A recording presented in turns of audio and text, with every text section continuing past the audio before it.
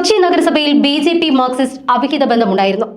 നിലവിൽ കൊച്ചി നഗരസഭയിൽ 5 ഇടങ്ങളിലാണ് BJP. NDA സ്ഥാനാർത്ഥികളെ നിർത്താത്തതും നിർത്തിയ പല ഡിവിഷനുകളിലും ഇലക്ഷൻ പ്രവർത്തനം മുരടിപ്പിക്കുന്നതും. ഇതെല്ലാം ധാരണയുടെ അടിസ്ഥാനത്തിലാണോ നടക്കുന്നത്? ജില്ലയിലെ ബി.ജെ.പി. സ്ഥാനാർത്ഥികളെ ജയിപ്പിക്കാൻ അരയും തലയും മുറുക്കിക്കൊണ്ടാണ് സംഘപരിവാറിന്റെ പ്രവർത്തകർ ഓരോ ഇലക്ഷനുകളിലും ഇറങ്ങുന്നത്. പക്ഷേ ജയിച്ചു കഴിഞ്ഞാൽ ഇവരെ കൊഞ്ഞന കുത്തുന്ന രീതിയാണ് കണ്ടുവരുന്നത്.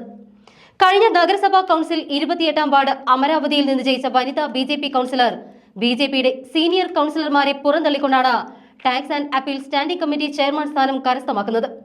തുടർന്ന് മേയറുമായി അടുത്ത ബന്ധമുണ്ടാക്കുകയും അതിലൂടെ വൻ വെട്ടിപ്പുകൾ തന്നെ നടത്തിയെന്നും മരാമത്ത് പ്രവർത്തനങ്ങളിൽ വൻ അഴിമതിയും ക്രമക്കേടും കാട്ടിയെന്നുമൊക്കെ അക്കാലത്ത് ഡിവിഷന്റെ പല ഭാഗങ്ങളിലും നഗരസഭാ കാര്യാലയത്തിന് മുന്നിലും കൈയെഴുത്ത് പോസ്റ്ററുകളും മറ്റും പ്രചരിച്ചിരുന്നു.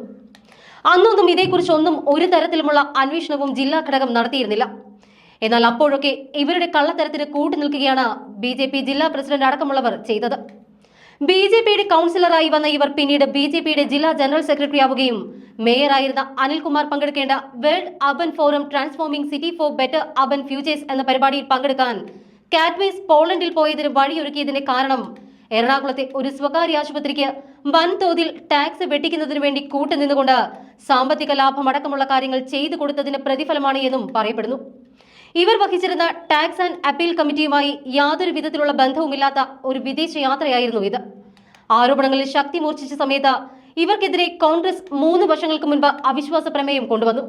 അപ്പോൾ മേയറുടെ നിർദ്ദേശപ്രകാരം LDF ഭൂരിപക്ഷമുള്ള മറ്റൊരു കമ്മിറ്റിയിൽ നിന്ന് ഒരാളെ പിൻവലിച്ചുകൊണ്ട് ടാക്സ് അപ്പീൽ കമ്മിറ്റിയിൽ കൊണ്ടുവരികയും തുടർന്ന് അവിശ്വാസം പരാജയപ്പെടുത്തുകയും ചെയ്തു. പിന്നീട് 1 വർഷം മാത്രം ബാക്കി നിൽക്കുമ്പോൾ കൊണ്ടുവന്ന അവിശ്വാസ പ്രമേയത്തിൽ ചെയർമാൻ സ്ഥാനത്ത് നിന്ന് പുറത്താക്കുകയും ചെയ്തു.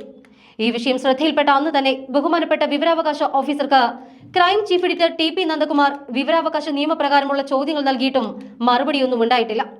ഇത് തന്നെ കള്ളത്തരം നടന്നു എന്നുള്ളതിന്റെ തെളിവായിട്ട് വേണം കണക്കാക്കാൻ. ഇവർക്കെതിരെ ഒട്ടനവധി ആരോപണങ്ങൾ പാർട്ടിക്കകത്തു നിന്നും പുറത്തു നിന്നും ഉയർന്നു വന്നിട്ടുണ്ട്. അതിനെയെല്ലാം അവഗണിക്കുന്ന ഒരു ശൈലിയാണ് ജില്ലാ ഘടകം ഇതുവരെ സ്വീകരിച്ചത്. സംസ്ഥാന ചുമതലക്കാരനും ജില്ലയുടെ പ്രഭാരിയുമായിരുന്ന തിരുമലയിലെ കൗൺസിലർ അനിലിന്റെയും ആനന്ദിന്റെയും മരണവുമായി ബന്ധപ്പെട്ട് സംഘടനാപരമായി ഇവർക്ക് ഒരു ബന്ധവുമില്ല എന്ന് പറഞ്ഞ പെരിങ്ങമല സഹകരണ സംഘം തട്ടിപ്പിൽ 43 ലക്ഷം രൂപ വെട്ടിച്ച സംസ്ഥാന ജനറൽ സെക്രട്ടറി അഡ്വക്കേറ്റ് സുരേഷ് അടക്കമുള്ളവർ ഇവരെ അന്ന് സംരക്ഷിക്കുകയാണ് ചെയ്തത്. ഒരു കാര്യം മനസ്സിലാക്കേണ്ടത്, നിലവിൽ ഇവർ മത്സരിക്കുന്ന ഡിവിഷനുകളിൽ സംഘപരിവാറിലെ പ്രവർത്തകർ റിബൽ സ്ഥാനാർത്ഥികളെ നിർത്തിയിട്ടുണ്ട് എന്നതാണ്.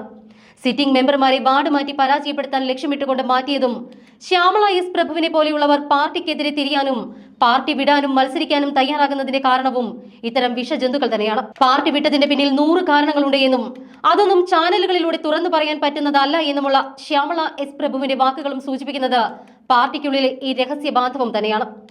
നഗരസഭയിലെ പല ഡിവിഷനുകളിലും സാമ്പത്തികം നൽകാമെന്ന് പറഞ്ഞുകൊണ്ടാണ് സ്ഥാനാർത്ഥികളെ നിർത്തിയിട്ടുള്ളത്. ഇവരെ തിരിഞ്ഞു നോക്കാത്ത സാഹചര്യവും ഉണ്ട്. ഇവർ പലരും പ്രവർത്തനത്തിൽ നിന്ന് പിന്മാറുന്ന അവസ്ഥയിലേക്കാണ് ഇപ്പോൾ പോകുന്നത്. പാർട്ടിയുടെ നല്ല ഭാവിക്കായി രാപ്പകൽ പ്രവർത്തിക്കുന്നവരെ മാറ്റി നിർത്തിക്കൊണ്ട് കൊച്ചിയിലെ നേതൃത്വം കാട്ടിക്കൂട്ടുന്ന ഇത്തരം നെറികെട്ട കളികൾ പാർട്ടിയെ മുച്ചൂടും തകർക്കാനുള്ള വഴി വെട്ടുന്നതിന് തുല്യമാകും.